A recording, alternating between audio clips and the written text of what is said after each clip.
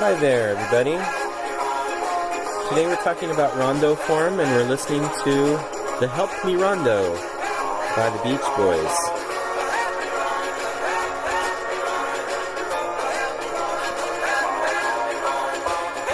It's actually not in Rondo form, but let's go ahead and learn about this type of form.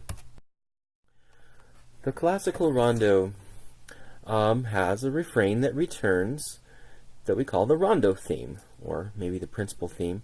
And between those returns of the Rondo Theme, we have digressions that are called episodes. So you can see in these various diagrams, we have a bun, then lettuce, then a bun, then a hamburger, then bun, then tomato, then a bun. The bun keeps coming back. That's like the Rondo Theme. Also here, A, B, A, C, A. A would represent that recurring Rondo theme. And the other things like the tomato and the hamburger and the lettuce are the episodes.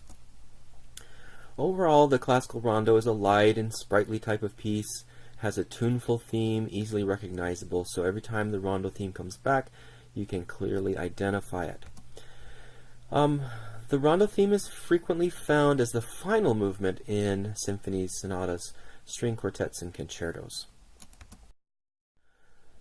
Whenever you have the rondo theme returning, it is always stated in the tonic key, which also helps us to recognize it. The phrase structure is usually very clear, has regular phrase lengths. These phrase lengths form identifiable periods, parallel periods, or contrasting periods.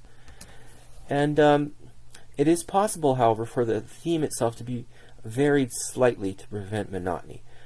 It's still in the home key and it's still quite recognizable, but there might be some slight variations. And it is often possible for the rondo theme to be shortened when it returns. Since we've heard the whole thing, sometimes not all of it will return. Now let's talk about the episodes. These sections in between the recurrences of the rondo theme are intended to create some contrast with that rondo theme. The episodes can have their own themes sometimes, or they might develop some motives from the rondo theme.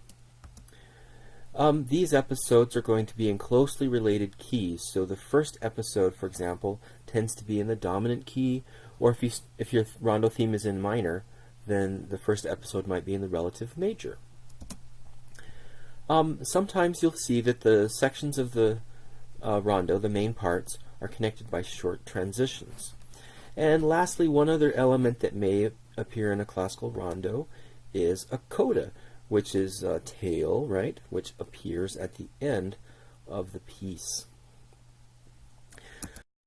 Here's an overall picture of rondos. There are two main types: 5-part rondos, ABACA, or sometimes ABA, B prime A, and then there are 7-part rondos, which are usually ABACA, B prime A. A, of course, represents the recurring rondo theme. Here's what the 5-part rondo might look like. You can see the rondo always coming back in the tonic.